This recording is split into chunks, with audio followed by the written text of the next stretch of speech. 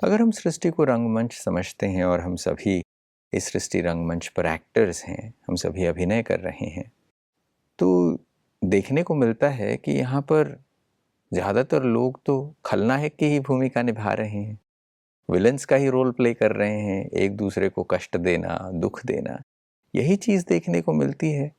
फिर प्रश्न उठता है, एक ऐसा ड्रामा है कि इसमें इतने सारे खलनायक हैं। आज आप सृष्टि में देखें तो सभी ओर दुख है, पीड़ा है, चीखना चिल्लाना है और इसके अलावा ये चीखो चिल्लाहट जो है दिनों दिन बढ़ती जा रही। और ये भी हम देखते हैं जिसको खूने नाहक कहा गया, मर्डर ऑफ द इनोसेंट, वो भी हम देख रहे हैं। और अगर इस सृष्टि नाटक में आज के इस दिन में मुख्य एक्टरों को देखें, चाहे वो विज्ञान के क्षेत्र में है, वो परमाणु शस्त्र बना रहे हैं, चाहे वो धर्म के क्षेत्र में है, वो स्वयं को ही भगवान बता रहे हैं या भगवान को सब जगह बता रहे हैं। राजनीतिक क्षेत्र में देखें, वो एक दूसरे की कुर्सी को छीनने की कोशिश करते रहते हैं, कोई स्थिरता नहीं। किसी भी क्षेत्र में देखें, शिक्षा के क्षेत्र को देखें तो शिक्षित व्यक्ति अशिक्षित को शोषण करने की कोशिश कर रहा है। न्यायालय में देखें तो इसको कहा जाता था कोर्ट ऑफ जस्टिस, आज वो कोर्ट ऑफ लॉ बन गए हैं, कायदे कानून के आधार पर लड़ते रहते हैं। तो हर क्षेत्र के हीरो खलनायक हैं। इसी वजह से चीखो चिल्लाहट सब कुछ सुनाई दे रहा है। तो कई बार ये ऐसा होता है कि ऐसा नाटक की ऐसी स्टेज आती है, कई तो नाटक ही ऐसे होते हैं जिसमें खलनायक ही हीरो का पार्ट बजा रहा होता है। आज तो यही दिखाई दे रहा है, क्योंकि परिणाम जो है वो दुख, अशांति, भय, चिंता, चीखना चिल्लाना, असुरक्षा, लोग होशो हवास खोए हुए हैं। पता नहीं कब कि किसी का शरीर छूट जाए। ये बात वैश्विक रूप से जब हम ये चीज़ें देखते हैं तो हम देखते हैं कि विश्व में हिंसा बढ़ रही है, विश्व में दिनों दिन अपराध बढ़ते जा रहे हैं। इन सब चीज़ों को देखते हुए तो लगता ही है कि विश्व के हालात ऐसे हैं और यहाँ पर इतने दुष्ट लोग हैं। जब हम अपने वैयक्तिक जीवन की तरफ भी जब रुख करते हैं तो हम अक्सर देखते हैं कि सामने वाला व्यक्ति मुझे दुखी करता है, दूसरों की वजह से मैं परेशान होता हूँ या चिंतित होता हूँ। ये भी समस्याएं जीवन में भी मानसिक व्याधि और दुख का कारण बनती हुई नजर आती। हाँ, कहते हैं ना कि दुखी होना भी उतना ही पाप है जितना दुखी करना। तो या तो आज लोग दुखी कर रहे हैं या दुखी हो रहे हैं, कोई बचाव का रास्ता नहीं है।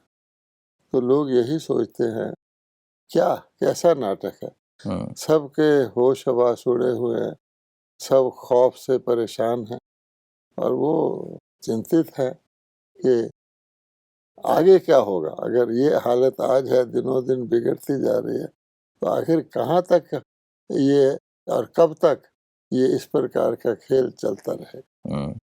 जब हम एक जीवन को, अपने ही जीवन को, जैसे हम एक एक्टर के रूप में निभा रहे हैं, सारे विश्व में सभी लोग ये कर रहे हैं, और जैसे आप कह रहे हैं कि अगर सृष्टि रंगमंच पर ज़्यादा से ज़्यादा खलनायक ही हैं और ज़्यादा दुखी, हिंसा, यही सारी घटनाएं देखने को मिल रही हैं जो वास्तविकता में आज देखने को मिलती है, तो प्रश्न उठता है कि क्या ये एक ट्रेजेडी है, ये जो नाटक है जिस पे हम प्लाट प्ले कर रहे हैं, इसमें कोई सुख नहीं है। फिर ये भी प्रश्न उठता है कि हर नाटक का एक डायरेक्टर होता है, इस सृष्टि के नाटक का जो डायरेक्टर है, क्या वो ये सब कुछ देख के इसे ऐसे ही चलाना चाहता है? ये भी प्रश्न उठता है। आज तो ऐसी स्थिति हो गई है कि कोई नायक बनना भी चाहे, अच्छा काम करना भी चाहे, आज का ऐसा जिसको कहा जाता है विशेष सर्कल है, ऐसा कोई कुछ चक्कर इस सृष्टि पर चल रहा है कि नायक बनने वाला भी खलनायक बनकर ही सफल हो पाता। नायक के लिए इसमें कोई जगह ही नहीं है। और मनुष्य ना तो इस नाटक को में अदा करने वाले पार्ट, ना दूसरों का रोल देखने वाले, क्योंकि इसमें हम अपना पार्ट अदा भी करते हैं और दूसरों का भी देखते हैं। दोनों ही खौफ हरास में है और वो नहीं जानते कि आखिर ये सृष्टि नाटक का जो डायरेक्टर है उसका मुद्दा क्या है, उसकी क्या इच्छा है, वो इसको कहाँ ले जाना चाहता है।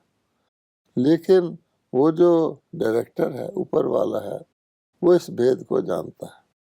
वो जानते हैं कि हर चीज़ की अति होती है और जब अति होती है तो उसके बाद इति होती है।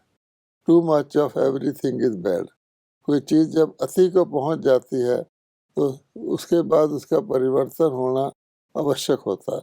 अति समाप्त होती है और फिर क्या होता है कि जो कुछ होता है उसको अपोजिट शुरू हो जाता है। अगर आज की परिस्थिति हम सब खलनायक ही देखते हैं तो अगली इसका जो अल्टरनेटिव होगा, जैसे रात के बाद दिन आता है, तो फिर सारे ही सारे नायक होंगे, सारे ही सारे अच्छा काम कर सकेंगे अपने अपनी जगह पर। हर व्यक्ति जैसे आज खलनायक का पार्ट कर रहा है, अपनी अपनी जगह पर वो नायक का पार्ट करेंगे, क्योंकि इसका जो डायरेक्टर है वो जानता है अब वो समय आ गया अति का और इति का। उसके बाद क्या होता है कि जैसे एक फिल्म दोबारा चलाई जाए तो हूबहू रिपीट होती है, तो डायरेक्टर ये भी जानते हैं अब इस सृष्टि नाटक की या सृष्टि चक्र की लीला की पुनरावृत्ति होगी और हूबहू जहाँ से ये शुरू हुआ था वहाँ से दोबारा शुरू होगा और उसके बाद हर सीन इसका उसी प्रकार से रिपीट होगा जैसे एक फिल्म में होता है। और ये चक्कर 5000 वर्ष का है, 5000 वर्ष के बाद पुनरावृत्त होता है। ये बात भी डायरेक्टर जानते हैं। कई लोग इस बात में कंफ्यूज हो जाते हैं कि हूबहू कैसे पुनरावृत्त होगा। फिल्म तो को समझते हैं कि फिल्म में हर सीन अगर एक मक्खी भी निकल जाए तो अगली बार फिर उसी वक्त वो मक्खी निकलेगी, लेकिन वो समझते हैं वो तो फिल्म एक बार ही शूट हो गई, हम तो दोबारा एक्ट करेंगे तो हम इसमें कुछ और कर सकते हैं। लेकिन डायरेक्टर बताते कि तुम करने की कोशिश भी करोगे तो नहीं कर पाओगे। कारण ये है कि जब कोई परिस्थिति आती है, आज भी आप देखेंगे, तो उस परिस्थिति में व्यक्ति के पास ऑप्शन होते हैं, 2 ऑप्शन होते हैं और दोनों ऑप्शन एक दूसरे के विपरीत होते हैं। मान लीजिए अभी हम बैठे हैं, हम ये बातचीत कर रहे हैं, हमारे पास 2 ऑप्शन है, या तो हम इस बातचीत को करते रहें या हम इस बात की को समाप्त कर दें। ठीक है, अब हम इस कौन सी ऑप्शन एक्सरसाइज करेंगे? हम सोचेंगे कि हम बातचीत कर रहे हैं, बहुत सारे लोग देख रहे हैं, सुन रहे हैं, हमें कंटिन्यू करना चाहिए।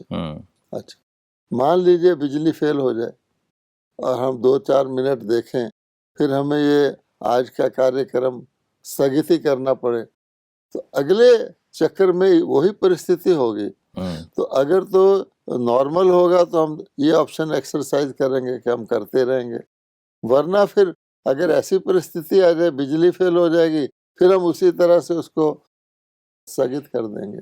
ये बात इसकी है। बिल्कुल, ये प्रश्न स्वाभाविक है। एक और तो मनुष्य जब सृष्टि को देखते हैं, जब इतना हाहाकार है, दुख है, अशांति है और हर कोई एक दूसरे को दुख देता हुआ नज़र आ रहा है, तो प्रश्न उठता है कि दुनिया बनाने वाले ने ये दुनिया क्यों बनाई और क्या उसके दिल में समाई। ये गीत भी बना हुआ है, लोग पूछते हैं स्वाभाविक रीति से। जब आप ये कहते हैं कि क्योंकि इस नाटक के डायरेक्टर, क्रिएटर वो इस बात को जानते हैं और वही इस चीज़ को बता सकते हैं और वो कहते हैं कि हाँ, ये हूबहू रिपीट होता है। अब बहुत सारे लोगों के लिए नई बात है। प्रश्न उठता है कि क्या इस बात के कोई प्रमाण मिलते हैं कि हाँ, ये नाटक है और ये हूबहू रिपीट होता है? अब नाटक की स्क्रिप्ट जो होती है, कथानक, उसको डायरेक्टर तो जानता है और वो बताता है, और वो स्क्रिप्ट आज भी आधे अधूरे रूप में, वो स्क्रिप्ट वो तो नहीं है जो डायरेक्टर हूबहू जानता है, लेकिन हमारे एक ऋषि ने, वेद व्यास जी ने उसको भगवत गीता के रूप में, लिखित रूप में, एक शास्त्र के रूप में, जिसको भारतवासी अपना सर्वश्रेष्ठ धर्मशास्त्र मानते हैं और जिसकी बहुत महिमा है, क्योंकि ये कोई ऑर्डिनरी स्क्रिप्ट नहीं है, व्यक्ति को आदि मध्य अंत का वहाँ मेंशन हो जाए, तो सारे विश्व के लोग भी भगवत गीता का सम्मान करते हैं, अपनी अपनी भाषाओं में उसका अनुवाद करके उसमें खोजने की कोशिश करते हैं, इसमें क्या लिखा हुआ है, भविष्य के बारे में क्या लिखा हुआ है, वो भी चिंतित हैं। अपने धर्मों के भी वो स्क्रिप्ट पढ़ते हैं, लेकिन वो तो अधूरे होते हैं, क्योंकि हर धर्म उनका कुछ समय पहले ही स्थापित हुआ होता है, यानी 2500 वर्ष से पहले तो ये धर्म थे ही नहीं। उससे पहले वाला जो है उसकी भगवत गीता में वो खोजते हैं। परंतु हुआ क्या है कि भगवत गीता में लेखक ने ये सोचकर कि ये तो बहुत लंबा चौड़ा नाटक है और उसको पुनरावृत्ति का ज्ञान नहीं है, लेकिन वो ये समझता है कि बहुत लंबा चौड़ा नाटक है और ये अच्छे से शुरू होता है और धीरे धीरे धीरे धीरे खत्म होता है और भगवान ही इसको परिवर्तित कर सकते हैं। तो ये गीता में है, लेकिन लाखों साल की अवधि देने के कारण मनुष्य गीता पढ़ते हैं अधमने से, उसके लिए अपने वर्तमान जीवन के लिए कुछ हल ढूंढते हैं, वर्तमान जीवन की समस्याओं के लिए हल ढूंढते हैं, क्योंकि वो समझते हैं और उनको बताया जाता है इसमें हर मर्ज का इलाज है गीता में, बिल्कुल, और इसलिए वो उस एंगल से उसको देखते हैं। लेकिन सारे विश्व के खलनायक की स्थिति से नायक की स्थिति पर जाने का जो गीता में एक गुप्त ज्ञान है वो नहीं समझ पाते, और जो इसके डायरेक्टर हैं वो खुद ही आके बताते हैं, तब इस तरफ इशारा करते हैं, क्योंकि लोग प्रमाण मांगते हैं। आप कह भी दें, अच्छी तरह किसी को समझा भी दें कि भाई ये 5000 वर्ष बाद पुनरावृत्त होता है, हर व्यक्ति सतयुग में अच्छा हो जाता है, हर व्यक्ति कलयुग में खराब हो जाता है, लेकिन वो कहते हैं कैसे हो जाता है, उनकी समझ में नहीं आता। इसलिए भगवान कहते हैं अगर आप गीता की तरफ देखें, उसमें क्या लिखा हुआ, जब जब, एक बार नहीं, बार बार, ठीक है, धर्म की अति गिलानी हो जाती है, तो अति गिलानी में ही तो खलनायक होंगे, अति गिलानी में ही तो वर्ण संकर होंगे। तो आज धर्म की अति गिलानी हूबहू जो गीता में लिखा हुआ है, उसके सभी चिन्ह, सभी लक्षण सभी लोग देख रहे हैं, इसीलिए वो हैरान है, परेशान है, चिंतित है। ठीक है, फिर भगवान क्या कहते हैं, जब ऐसी स्थिति हो जाती है तो मैं पुनः आकर सत्य धर्म की अच्छी तरह से स्थापना करता हूँ। जब सत्य धर्म नहीं रहता, झूठ ही झूठ रहता है, झूठ का ही बोलबाला है, तो खलनायक ही सफल होंगे। तो सारे लोग उसी पद्धति को अपना लेते हैं। आज आप देख लीजिए, कोई भी काम झूठ बोलकर आप आसानी से कर सकते हैं। सच बोलकर तो एक स्टूडेंट को स्कूल से छुट्टी भी नहीं मिलती, अगर वो कहे कि मास्टर जी मुझे 2 घंटे की छुट्टी दे दो, वो कहेगा क्यों, वो कहेगा ऐसे ही नहीं, मेरा आज मूड नहीं है, कहेगा बैठ जाओ। और अगर वो कहेगा मास्टर जी मेरे पेट में दर्द है, तो छुट्टी मिल जाएगी। तो हर घटना पे लागू होता है।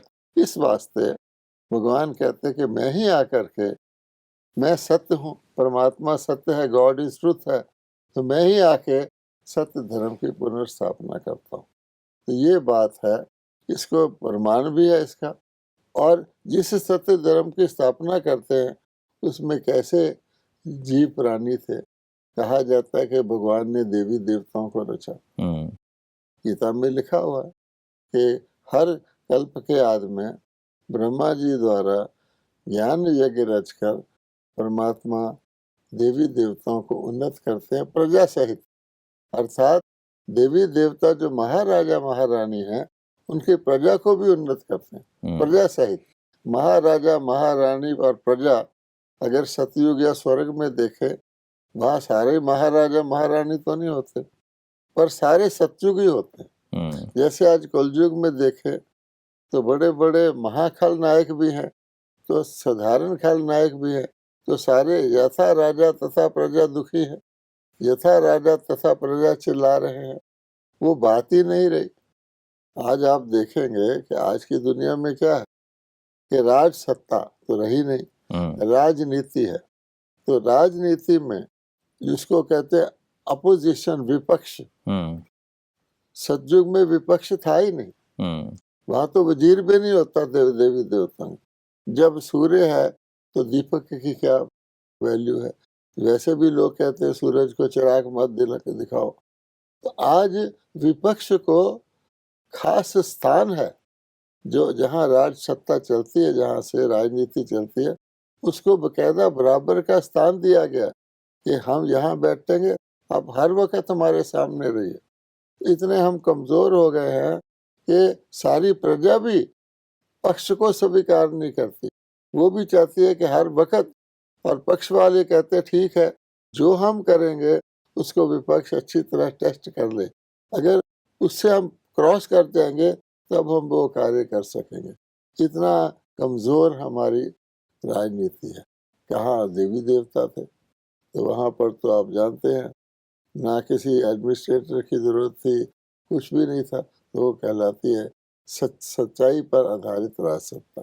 सत्य को एक बार बोलना पड़ता है, झूठ को 99 टाइम्स बोलने के बाद भी वो मुश्किल से कामयाब होता है।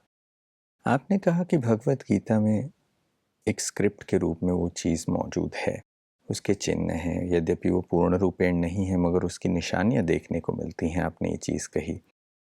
जब अगर ये बात समझने की है कि हाँ, परमात्मा आते हैं, पुनः अधर्म का नाश कर सत्य धर्म की स्थापना करते हैं, गीता जैसे कहती है, तो मनुष्यों को लगता है कि हाँ, भगवान आते होंगे, करते होंगे। मगर ये कैसे समझा जाए कि ये कब होगा? आज ये बात तो हम देखते हैं कि अधर्म फैला हुआ है, हर व्यक्ति एक दूसरे को दुखी कर रहा है, हर व्यक्ति आज खलनायक की ही भूमिका निभा रहा है। मगर वो समय कौन सा है जब वास्तविकता में परमात्मा आए और पुनः इस चक्र को पुनरावृत्त करे? पहली बात तो आपने खलनायक की बात की। आज हर व्यक्ति ये स्वीकार ही नहीं करना चाहता कि कोई सच भी बोल सकता। स्वयं भगवान आते हैं, ये जो स्क्रिप्ट है भगवानोवाच की है। स्वयं भगवान आते हैं और कहते हैं मैं आ गया हूँ। तो भगवान की इस वाक्य को भी कि मैं आ गया हूँ, मैं ब्रह्मा के द्वारा उपस्थित हूँ। खलनायक कौन कौन से? काल के सबसे बड़े आचार्य, जिसको सिक्का लोग मानते हैं कि ये अथॉरिटी है, द्रोणाचार्य, कृपाचार्य, वो खलनायक बने हुए हैं। यानी आज कोई कहे मैं सच बोल रहा हूँ तो सब लोग ये साबित करेंगे कि सच नहीं बोल रहा। अब भगवान कहते हैं, प्रश्न पैदा होता है, इतना बड़ा फैला हुआ झूठ का लोक, झूठी दुनिया, उसको अचानक भगवान किस जादू मंत्र से सच की दुनिया बना देते हैं। तो इतने सारे झूठे लोगों का क्या होता है, सोचते हैं ना।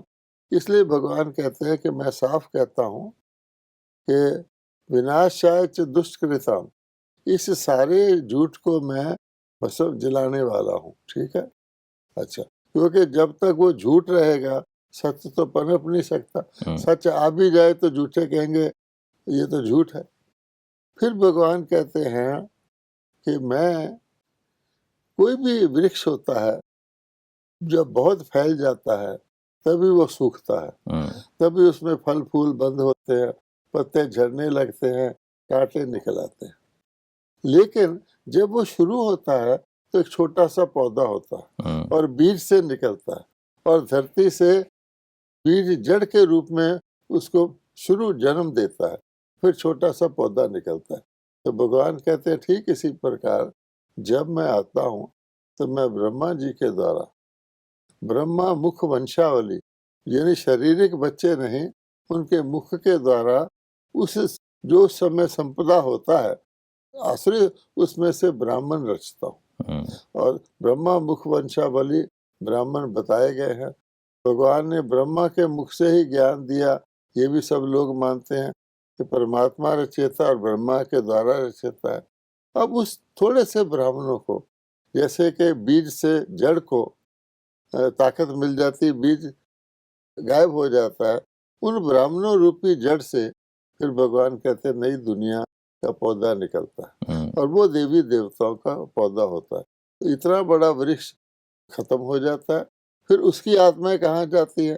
तो भगवान कहते हैं उन आत्माओं को भी मैं शुद्ध करके सजाओं के द्वारा उनके पाप कर्म के दुष्कृताम, तो दुष्कर्मों की सजा देकर विनाशाय दुष्कृताम का ये मतलब नहीं कि उनको मैं उनके आत्मा को ही समाप्त कर देता, उनके दुष्कर्मों को मैं भस्म करके उनकी आत्मा को परम धाम में ले जाता हूँ और फिर जैसे हमने कहा पुनरावृत्त होता है, खूब वो उसी तरह अगले चक्कर में, अगले खेल में नंबर वाइज वो आत्मा धीरे धीरे उतर। ये बात स्पष्टता देती है कि आज जैसी सृष्टि है वैसी हमेशा नहीं थी। पहले एक समय था जब सभी नायक नायिका की भूमिका अदा करते थे। आज कालांतर में वो खलनायक और खलनायिका की भूमिका अदा कर रहे हैं और भगवान फिर से इस सृष्टि को बदल देते हैं। यानी ब्रह्मा के द्वारा भगवान जो सृष्टि के हीरो हीरोइन एक्टर है, देवी देवता है, उनको उन्नत करते हैं। ये गीता में आज भी लिखा हुआ। बहुत ही सुंदर स्पष्टता आज की इस बातचीत से मिलती है। समय इशारा करता है कि यहाँ रुकना होगा। समय को देखते हुए यहाँ आपसे इजाज़त लेंगे। आज आप आए, समय निकाल कर इस विषय पर प्रकाश दिया, इसके लिए बहुत बहुत धन्यवाद। नमस्कार। ओम शांति। दोस्तों, आज की बातचीत में स्पष्टता मिलती है कि वास्तविकता में सृष्टि जब तमो प्रधान हो जाए, हर व्यक्ति एक दूसरे को दुख देने लगे, हर कोई खलनायक की भूमिका निभाने लगे, जब कलयुग की घोर रात्रि हो, ऐसे समय पर परमात्मा पुनः अवतरित होते हैं, अधर्म का नाश कर सत्य धर्म की स्थापना करते हैं, पुनः देवी देवताओं की युग की शुरुआत करते हैं। गीता भी इसकी साक्षी है। आज की बातचीत में बस इतना ही।